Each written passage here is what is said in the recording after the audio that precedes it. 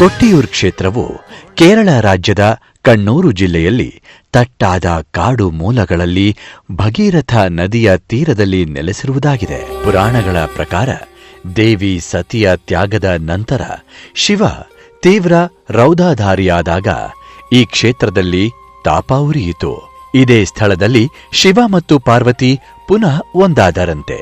ಈ ಪುನರ್ಮಿಲನದ ನೆನಪಿಗಾಗಿ ಇಲ್ಲಿ ಪ್ರತಿ ವರ್ಷ ಯಜ್ಞ ಮಾಡಿ ಶಿವ ಪಾರ್ವತಿ ವಿವಾಹವನ್ನು ಪುನರ್ ಅವತಾರ ರೂಪದಲ್ಲಿ ಆಚರಿಸುತ್ತಾರೆ. ಇಲ್ಲಿ ಪ್ರತಿ ವರ್ಷ ಕೇವಲ 1 ತಿಂಗಳು ಮಾತ್ರ ದೇವಾಲಯ ತೆರೆಯಲ್ಪಡುತ್ತದೆ.